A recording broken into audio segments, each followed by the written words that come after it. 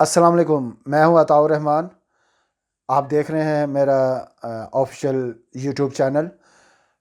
آج میں بات کروں گا کہ 92 میں نے الائڈ بینک کو کیسے جوائن کیا اور کس نے میری ہیلپ آؤٹ کی اس میں، اور جب میچ فکسنگ کا اسکینڈل ہوا تو اس میں کن لوگوں نے میری سپورٹ کی، کس طرح میری نوکری بچی، اس پہ میں تھوڑی سی آج روشنی ڈالوں گا۔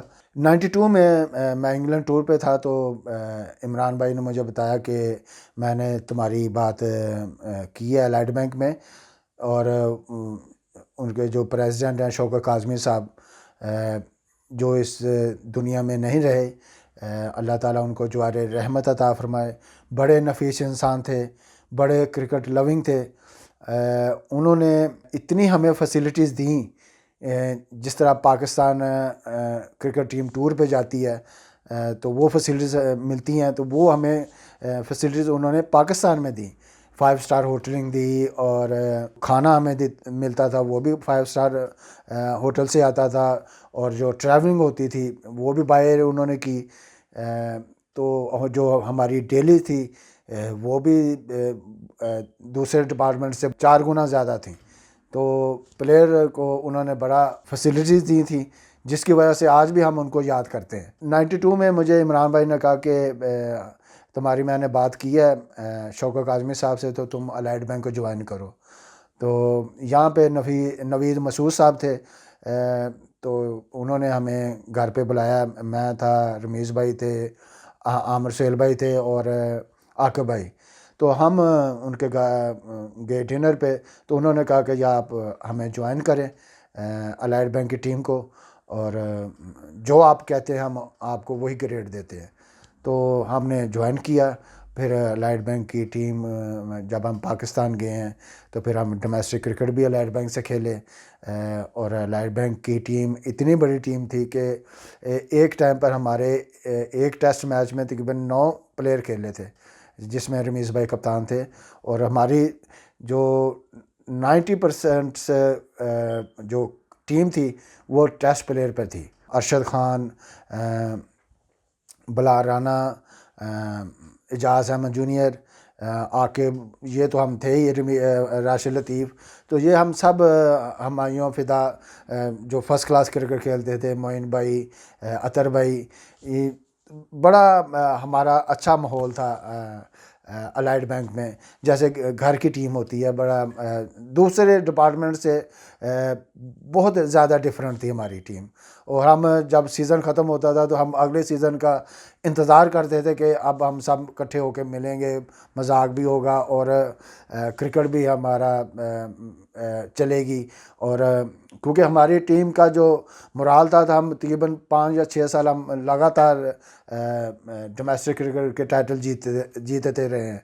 تو بڑا اچھا رہا۔ ہماری جو مینجمنٹ میں جو ہمارے بیسٹ فرینڈ بھی تھے، کوچ بھی تھے، اور جو ہمیں ساتھ گائیڈ بھی کرتے رہتے تھے، وہ شعیب حبیب صاحب تھے۔ رمیز بھائی تو تھے ہی تھے بڑے ہمارے، لیکن شعیب بھائی کا جو رول ہے، میں نے بہت کم لوگ دیکھے ہیں کہ جن کو اتنی کرکٹ کی سمجھ ہے۔ میچ سے پہلے بھی بتا دیتے تھے کہ یہ وکٹ ایسی ہے اور یہ پلیئر ایسے ہیں کہ آپ اس طرح بولنگ کرو گے تو آپ ان کو اس طرح آؤٹ کرو گے، اور بعض دفعہ میچ پھنسا ہوتا تھا تو وہ ہمیں بتا دیتے تھے کہ اس طرح کریں تو آپ اس طرح آؤٹ کر لو گے۔ تو بڑی دفعہ انہوں نے ایسا ہوا ہے، تو میں بڑا حیران بھی ہوتا تھا کہ اس طرح کے لوگ کیسے پیچھے رہ گئے ہیں، کہ ان کو اتنی کرکٹ کی سمجھ تھی، اور خود بھی کراچی کے بھی کپتان تھے، اور 1-2 دفعہ پاکستان کیمپ میں بھی آئی تھنک آئے تھے، اور اسپنر تھے۔ تو بڑی ان کی ہمیں ہیلپ رہی ہے، بڑا انہوں نے مجھے گائیڈ بھی کیا ہے، اور میں تو ان کی بڑی رسپیکٹ کرتا ہوں۔ جب یہ میچ فکسنگ کا سلسلہ ہوا ہے تو انہوں نے مجھے کہا تھا کہ آپ نے تو بتا دیا ہے، لیکن یہ پاکستان ہے، یہاں پہ سچ بتانے والا ہی پھنستا ہے۔ تو وہی ہوا، کیونکہ پاکستان میں ایسے لوگ تھے جو سسٹم ہمارا ایسا ہے کہ یہاں پہ دوغلا پن زیادہ کامیاب رہتا ہے. تو منافقت وہ اتنی مجھے آتی نہیں تھی، یا میرے ضمیر میں منافقت نہیں ہے. میں سیدھی بات کہہ دیتا ہوں کہ بھائی یہ ہوا ہے، اور جو برا کام ہے اس کو تو میں کہتا تھا کہ یہ جو میچ فکسنگ والا سلسلہ ہے اس کو ختم کرنا چاہیے. اس میں راشد لطیف تھے، عامر سہیل بھائی تھے، تو انہوں نے بھی سپورٹ کیا. یہ نہیں ہے کہ یہ اینٹی تھے، کیونکہ ان کو میں نے بتایا تھا کہ اس طرح ہوتا ہے. اور راشد بھائی کے پاس بھی تھے کوئی ثبوت ان کے. تو ہم نے کہا کہ ہم اس کو یہ ختم ہونا چاہیے کہ یہ پاکستانی قوم کے ساتھ زیادتی ہے. وہ ہمارے لیے اتنے دعائیں کرتے ہیں کہ ہم ان کو دھوکہ دے رہے ہیں. تو ہماری ٹیم میں ان سائڈ بڑی لڑائی ہوتی تھی. پھر سلسلہ ایسا ہوا کہ کرکٹ بورڈ نے مجھے بلایا، میں وہاں پہ گیا. تو پاکستان کی جو سپورٹس منسٹری ہے وہ بھی تھی، اور پاکستان کرکٹ بورڈ کے چیئرمین، چیف ایگزیکٹو، اور جو ممبرز تھے کرکٹ بورڈ کے وہ بھی تھے. تو جب انہوں نے مجھ سے پوچھا تو میں نے انہیں بتایا کہ یہ ہوا ہے، اور اس طرح مجھے انہوں نے آفر کی ہے، اور اس طرح انہوں نے مجھے پیسے دیے ہیں. تو اس وقت کچھ لوگ ایسے تھے کہ وہ کہتے ہیں کہ نہیں یہ جھوٹ بول رہا ہے. تو میں نے ان کو کہا کہ بھائی میں آپ کو سچ بتایا ہے اور یہی حقیقت ہے. تو پھر میں جب اٹھا ہوں وہاں سے تو میں پھر یہ کہہ کے اٹھا تھا کہ جناب آج آپ مجھے جھوٹا کہہ رہے ہیں، کچھ سالوں بعد، کچھ عرصے بعد آپ کو پتہ چل جائے گا کہ آپ کے کتنے پلیئر انوالو ہیں اس میں. میں تو چاہ رہا تھا کہ ان کی عزت بھی بچی رہے، اور کرکٹ بورڈ ان سائڈ ان کو بریف کرے کہ یہ کام چھوڑ دیں. لیکن انہوں نے ایسا نہیں کیا. میں نواز شریف صاحب کو بھی ملا تھا، نواز شریف صاحب سے میری کوئی آدھا گھنٹہ ملاقات ہوئی ہے. میں نے ان کو سارا کچھ بتایا تھا. انہوں نے اسی ٹائم ایکشن لیا تھا. انہوں نے کہا جی یہ کمیشن بیٹھنا چاہیے، اور پھر انہوں نے پاکستان گورنمنٹ نے یہ کمیشن بنایا. پھر ہائی کورٹ میں ہم گئے، کیونکہ ایک چیز تھی کہ میں اکیلا سپورٹ نہیں کر سکتا تھا، کیونکہ میں تو مڈل کلاس گھرانے سے تھا. کیونکہ میں اس مافیا کا میں اکیلا مقابلہ نہیں کر سکتا تھا. دوسرے جن کی سپورٹ تھی عامر سہیل کی اور راشد بھائی کی، وہ بھی جب کپتان بن گئے تو انہوں نے بھی سپورٹ کرنا مجھے چھوڑ دیا. وہ بھی اپنے مقاصد کے لیے پھر چپ ہو گئے اس وقت کے لیے. تو پھر جب وہ کہتے تھے کہ یہ تو مانا ہوا ہے، اس کو پکڑ لو، تو اس کو تو سائڈ پہ کرو. کیونکہ 96 میں پہلا اخیلا میچ کھیلا، لاسٹ میچ میں 96 میں کھیلا تھا. تو اس کے بعد کیونکہ یہ کمیشن بنا ہے 99 میں، 97 میں یا 98 میں، اور 99 میں رپورٹ باہر آئی ہے. تو وہ جو 3 سال تھے، میں تو کھیل رہا تھا، میں تو 22 سال کا تھا. وہ 3 سال یہ کہتے تھے کہ یہ تو مانا ہوا ہے، اس کو تو سائڈ پہ کریں، حالانکہ باقی سارے پلیئر کھیل رہے تھے. تو مجھے بڑا دکھ ہوتا تھا کہ یار میں کیا کر بیٹھا ہوں. اوپر سے تو میں 22 سال کا تھا، اور میرا دل کرتا تھا میں پاکستان کے لیے کھیلوں. تو میں پھر سوچتا کہ یار میں کس چیز میں پھنس گیا ہوں، جس کی وجہ سے میری فیملی بھی ڈسٹرب ہوئی، اور میرا پوری جو ٹوٹل لائف ہے وہ پوری ٹرن اوور ہوگی. تو بالکل میں وہی بیسک پہ آ گیا جہاں سے میں نے اپنی کرکٹ شروع کی تھی. اس میں پھر میرے والد صاحب مجھے بڑا سمجھاتے ہوتے تھے، کیونکہ میرے والد صاحب نے ہمیشہ مجھے یہی سبق دیا تھا کہ بیٹا حق حلال کی کھانا، چاہے تھوڑی کھانا، ہمارے گھر حرام کا لقمہ نہ لے کر آنا. تو میں نے یہی مجھ سے غلطی ہوئی جو یہ سینئر پلیئروں نے مجھے کرائی ہے. میں تو نہ میں کسی بکی کو جانتا ہوں، نہ میں کبھی اس سلسلے میں پڑھا ہوں. میں اتنا سال کھیلا ہوں، میں نے آج تک کسی بکی کے ساتھ میرا کوئی رابطہ نہیں. میں تو اکیلا رہنا پسند، تنہائی پسند ہوں. اور میں کسی پہ ذاتیات کے اوپر بھی الزام نہیں لگا رہا. جو میرے ساتھ ہوا ہے وہ میں بتا رہا ہوں. لوگ کہتے ہیں کہ جی ملک کی بدنامی ہو رہی ہے.